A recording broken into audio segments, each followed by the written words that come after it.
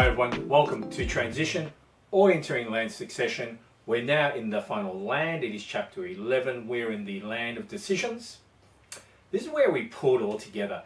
This is where we test and validate everything which we've done through the other lands, and we try and create an implementation plan which is going to allow us to deliver it and to achieve the goals which we have set in the best way we can. There's your map. We're at the top. We've gone through the setting of our goals, working with the family, thinking about our legacy, sliding across into wealth, settling wealth allocation and where it all lies, getting the business ready for transition and thinking about that. We're going to take all those pieces and drop them in the land of decision. We're going to say, so what does all this mean? What is the best and the right and the optimum decision for us and our family, given where we are and where we want to go to as a family group? The land of decision is about pulling everything together, making your decisions, finalising your plans, and then delivering it, making it actually happen. It's only when you actually got to that summit, to that top point, that expression at the very end of the orienteering map, that your succession process is completed and you can begin to deliver it. Your succession process may take 3-5 years to deliver. This is the plan for delivery. This is bringing everyone together as a team and setting out how it's all going to work, creating the documentation, and that's part of that process of delivery, but making it happen. The land's going to test how well you have traversed through the other 5 lands, how well you've prepared yourself, how well you've prepared the business, how well you've prepared the family to withstand the rigours of succession. Succession is not easy. It will test you and the family in many different ways, but it's about building that strength for the future. It's not a land to be rushed through. It's not a land just say it's all done and close it off, but it's also a land not to be delayed. And one of the things that happens in land decision is the things which we haven't addressed yet begin to bubble up, and that can cause the delays. So move through the land, keep the focus, and deliver on all the hard work you've done so far. Our approach is always guiding principles, dangers, base camp, the journey so far. So let's get right into that. The journey so far: goals, family, legacy, wealth, business, now dragging all of that up, excuse the expression dragging, into the land of decision. We started, we're now going to finish, and we're going to finish well. You've got that checklist of all the things you should have done and hopefully have done. I'm not going to go through those. You know what it is. We've dealt with that in all the other lands. We're going to do the guiding principles, going to do the dangers. Then we're going to get into the base camp and talk about, so how do I pull all of this together? Principles. It's only one. Nothing is done until it's done. You go, yes, I understand that. But there's a trait in successful businesses and in successful family businesses and successful families. We know how to set the right goals, and we know how to deliver them effectively, efficiently, quickly, but properly. This is what this 9th principle of succession is all about. Nothing is done until it's done. Put simply, you've done a lot of work through the previous 5 lands. It means nothing until you deliver on it, until you create that actionable plan and actually action it and deliver on each and every point in there. Nothing is done until it is done. Many of the tasks are going to be straightforward. Paperwork, which your advisor is going to prepare. Things which your succession advisor is going to do for you. If you have effectively traversed the 5 lands, then pulling it together in the 6th land should be, I'd say, easy, but should be straightforward in that the pieces will fall together. You'll be able to see what the optimal decision is. But there are dangers, and we need to look at those, and we will look at those. And it's no mean feat to have got to where you are. The journey through the 5 lands would have been quite challenging in many different ways, and we're now just trying to bring the work which has been done together. We are going to draw upon the goals which have been set, or the facts and information we have discovered, or the discussions we've had with the family, the consideration of all the possible outcomes, the agreement which has been achieved through everyone to achieve what we think is the single best option, optimum, to go forward with. And that's what we're doing in this land. We're going to use a framework which pretty much, and this is this, nothing is done until it's done. We're going to look at facts against the goals. We're going to look at the options against the goals. We're going to look at what the family wants and what they've all said. We're going to create a short list of what choices can be made. We're going to try and find the best fit. We want to make the right decisions. We want to understand the challenges. We want to understand the family's wants and needs. We want to think about how to address them. We want to make sure we develop a goal achievement plan, and we want to make sure we deliver on it. Nothing is done until it's done. This is what we need to push through in this last land and in this last principle.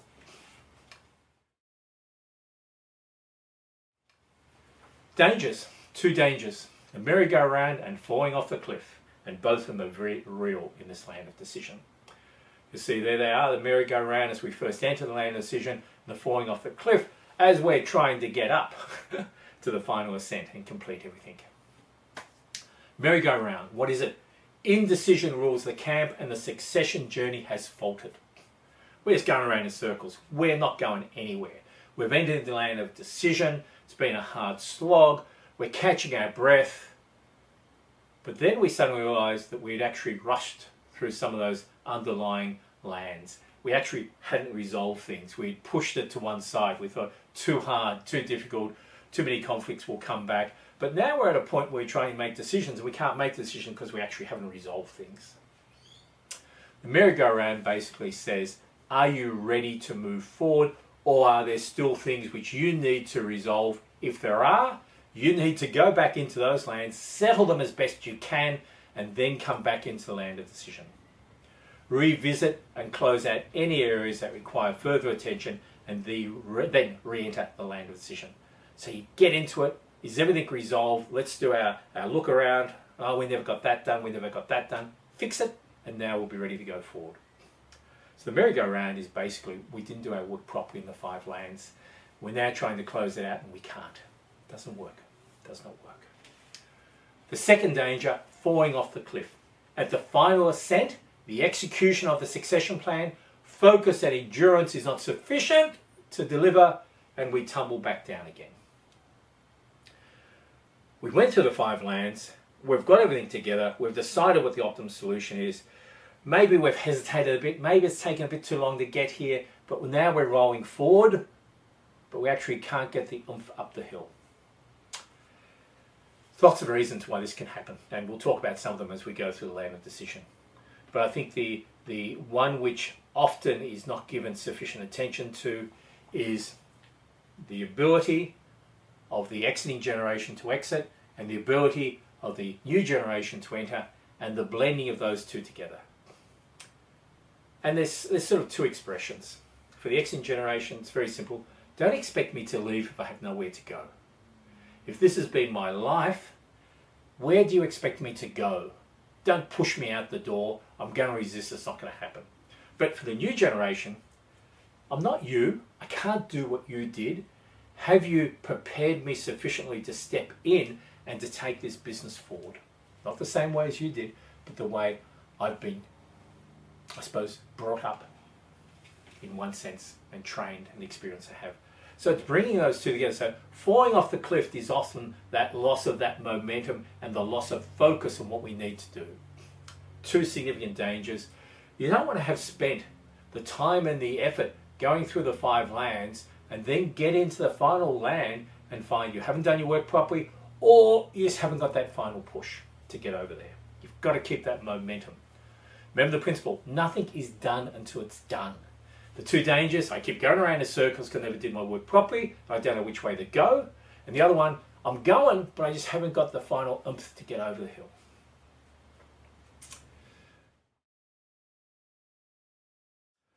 Let's step into the base camp. In the land of decision, the core questions are focused on pulling all of the outcomes from the 5 lands together into a workable succession plan that will deliver the best, the optimum outcomes for you and achieve your succession goals. It's a process of reconciling facts, options against the goals to achieve this optimum solution. If you have an independent succession advisor on board, they would have been working towards this all the way through the 5 lands and should be ready to present to you this in a series of papers, some of which we'll look at as we go through this. If they haven't, then you'll be doing it yourself, and that's fine. There is a process you can go through which we'll explain. Process is like this. You start with your goals. You then begin to look at the things which you have discovered and learnt and agreed upon through the 5 lands. You then begin to say, so what are the options we've got to achieve these goals? You begin to look at those. You begin to look at and list out the likely decisions you're going to make. And you actually list them out and you get everyone to go through and tick them off and sign them. It's a way of helping everyone understand the decisions we're about to make. You check off anything which you haven't done, tax advice, financial advice, legal advice, to make sure all those things are addressed. You then begin to list out, so these are all the things we will need to do to deliver on these decisions. Again, you review and everyone approves those, and that then forms the goal achievement plan, and you then execute. So there is a clear logic which you go through, and they're checkpoints. Sign off likely decisions, check professional advice, lawyers, accountants, bankers. Review and sign off on the actions you're going to take. So everyone is aware of the journey we're on and what we're agreeing to. It creates harmony, it creates a buy-in, it creates a sense of it's all going according to what we had agreed to do. So let's just look at each one of these steps. There was actually 1, 2, 3, 4, 5, 6, 7, I think 8. 8 steps. Maybe. We start with the base camp. Number 1, you start with your goals. And kicking up on the screen is that very simple, I think at the very beginning, a set of goals. We want to appoint a new CEO. We want to build a profitable and free cash flow. We want to sell off these businesses. We want to establish a formal board of directors. These very simple goals would have been articulated out a lot more. And what you're doing is you're saying, okay, these are my goals. These are the things I want to achieve. And you ask yourself some questions. So are these the goals which have been confirmed through the succession process? Has everyone seen these and agreed upon these? Bit of an idiot check to some extent. Have we kept these up to date and we've agreed upon these? Is there anything which we've got to amend, add or delete? We've gone through the land of wealth, we've gone through the land of family, we've gone through the land of legacy, we've gone through the land of business. Is there anything we've missed in these goals? Is there anything which we didn't update? Okay, they're all good, everyone agrees with them. Let's just think about our foundational goal, noble and compound wealth. Is that there as well? Yes, it is. Okay. We review and we write down all the things which we've learned from those 5 lands, the outcomes, the options, the views, the opinions, the preferences, and we capture all of that and we say, and how do all those fit with the goals we've got here? This is what we're going to achieve. Does that all remain consistent? Do we need to change anything in our goals?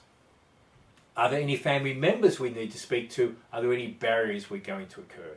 So what you're doing in this step number 1 is you're getting those goals solidified and making sure they are locked in concrete, locked in iron, something like that, that everyone is happy with them.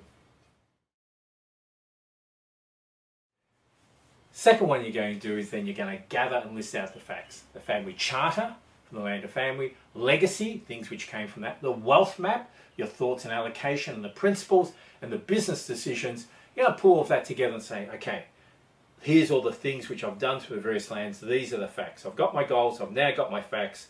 Is there a consistency? And again, just kicking up on the screen is the work which you have done. These are the things you are pulling together.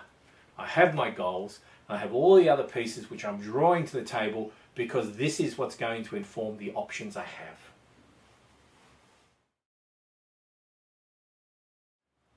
Next, the options. And the options is just, so what does everyone want to do? How does everything fit together? It's going to be different for every individual family because the goal is going to be slightly different. That's what you're articulating towards. The facts are all going to be different. The family structure is always going to be different. The nature of the business is going to be different. What everyone wants to do is going to be different. And you're trying to blend those together. So you're trying to find basically the perfect solution. Won't be there, but there'll be a better decision. Looking at the outcomes, I'm looking at the impact, I'm looking at the challenges and barriers, I'm looking at the options which I've got and how they all fit together. And what I'm now doing is I'm beginning to say, I think this is what we should do.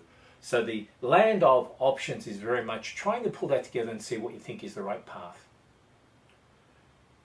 You should be crafting that. Your independent succession advisor should be guiding you through that, and they or you or both you should be having discussions with the individual family members about how all this is falling out.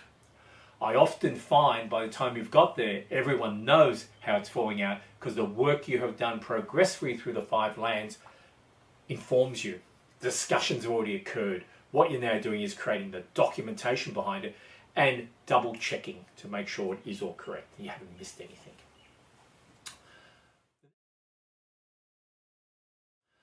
The next step, number 4, is likely decisions. And I think this is quite a critical step because what you're doing here is you're actually compiling a list of decisions which you're about to make. I've got my goals, I've got the facts, I've looked at the options, I think this is the right option, I think everyone's on board with this. List out now the decisions which we will make to make this option come to life. And let's get everyone to read through those and sign them off. Yes, I'm on board with this. Yes, I'm on board with this. I'm not too sure about this one. Can someone explain it to me? I don't know how it's all going to work.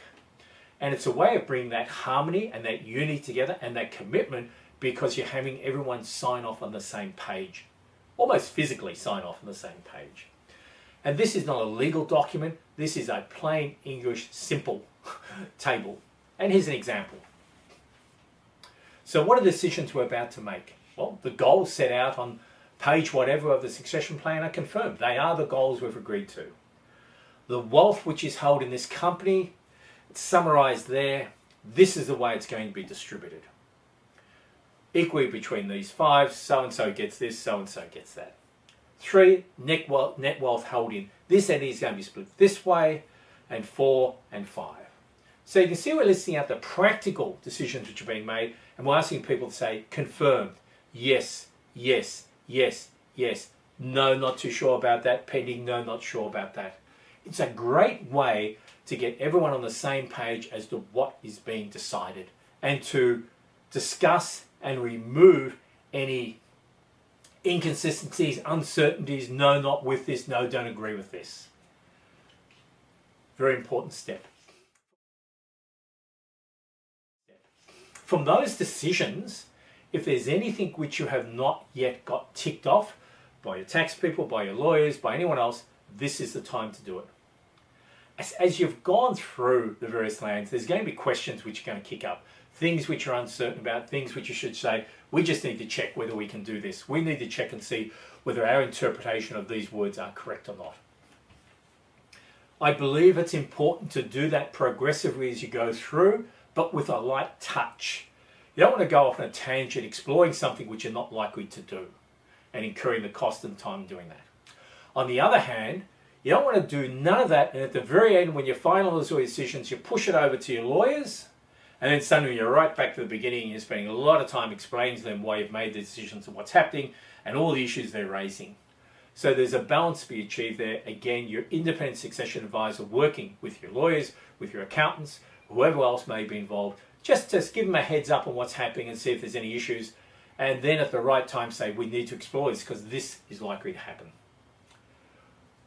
The merry-go-round and losing the momentum and falling off the cliff, I have seen this happen in processes which have just come to a stop because suddenly the lawyers, the tax people, someone has come in and said, oh, we have to do work on this.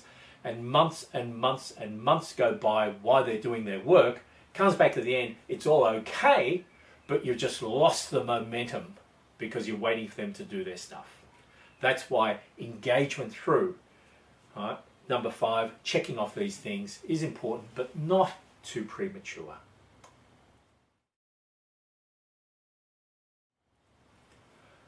Number 6. So I've gone through now, I think I'm okay in all the things I'm going to do. Let me now map the actions. Your goals are clear. You know how you're going to achieve them. Tax and everything else has been signed off. Let's now document clearly what we're intending to do. The decisions are now being translated into the actual actions which will make those decisions real. You've reaffirmed the decisions, you're now listing the actions, you're now seeking the family to sign those off. And again, you're going to have some form of simple table, like this. Family charter. The final family charter to be signed off by all family members. Done. Who's responsible for making sure that happens? Dad. Shareholders agreement. Shareholders agreement to be drawn to give legal effect to the relevant provisions of the family charter. Who's going to do that? Our lawyers. Formal meetings of the board of directors commence. Who's responsible for that? John. Delegated authorities outlined in shareholders agreement to be communicated. Chair of the board needs to do that. Meeting with the bankers. CFO has to do that. Everyone's wills need to be updated. Legal need to do that. So now I've taken what's gone from my decisions through the specific steps, the specific things I'm going to do to bring them about. Again, everyone in the family is going through and saying yes, yes, yes, yes, yes, yes. Affirmation, buy-in, unity, compounding movement.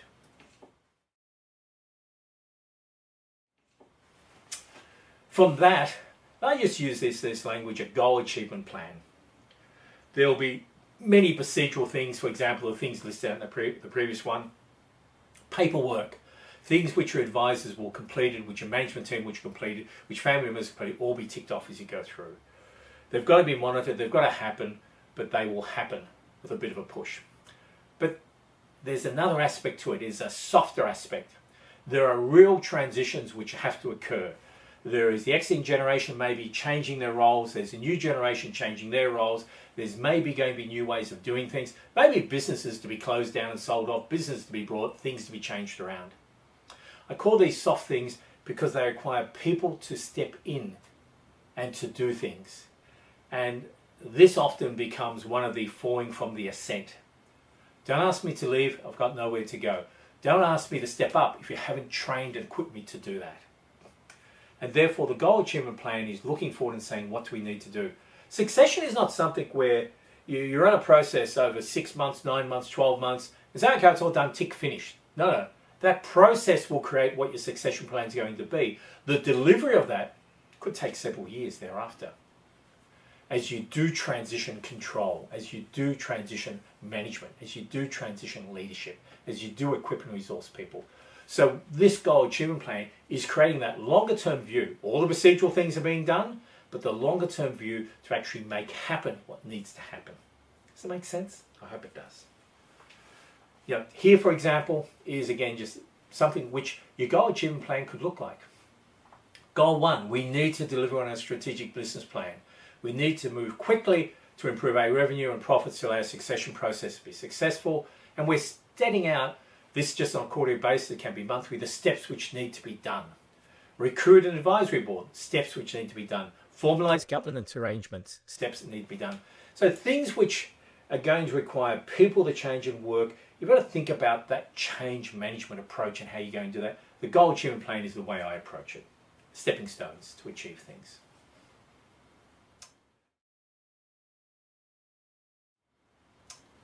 The base camp is the land of decisions. It is the core questions. You're focused on pulling together all the outcomes for the 5 lands and drawing that into a workable succession plan and delivering on that. It is vital that you do that and you do it quickly, but not too quickly, if that makes sense. There is a process you need to go through. You start with your goals, you list out the facts, you consider the options against the goals based upon the options which you can see from those facts. I draw out the likely decisions, I get those reviewed and approved, I check off any implications, legal, tax or otherwise I need to.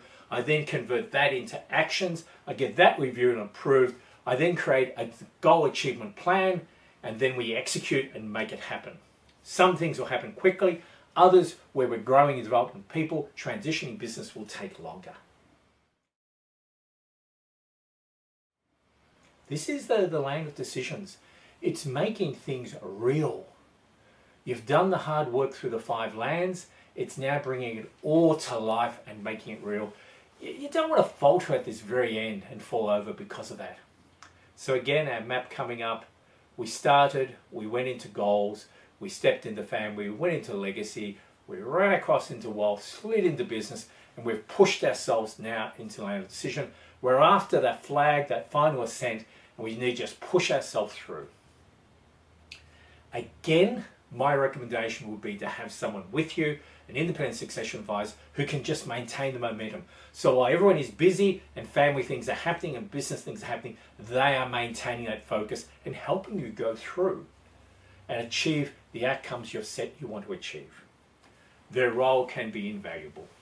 The land of decision, consolidate all the outcomes of the 5 lands, confirm your succession goals, develop your goal achievement plan to make it all happen, commence delivery using the goal achievement plan. The land of decision. You've got there. Your succession plan is completed. Your sense of legacy and how you're going to invest in the family and take them forward, generations beyond you, you've crystallized that and you're now making it happen. Work it, deliver it, and be proud of what you've achieved in the family and how you've grown and strengthened. I thank you for being with me on this last land, the land of decisions, chapter 11. I hope you've gone through most of the chapters. It's hard work, isn't it? It's hard work of my end trying to make them all as we go through to convert to convert what has been in the guide, the book, into something which I hope helps you to understand and have an easier sense rather than reading through pages. So yeah, thank you. Thank you for being with me on this journey. I wish you all the best in your succession process, your succession journey, and I wish you all the best for the future generations of your family. Be well, be prosperous, be successful. Thank you.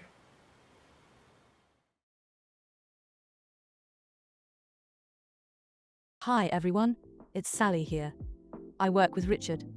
You will see coming up on these next 3 slides a URL link to purchase Richard's transition guide, which is a 200-page full-color guide in either spiral-bound printed format or a digital PDF format, or both if you wish.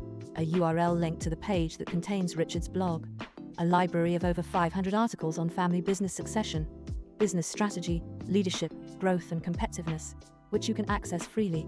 And finally, there is an email address for any questions you may have. These are great resources, and I commend them to you.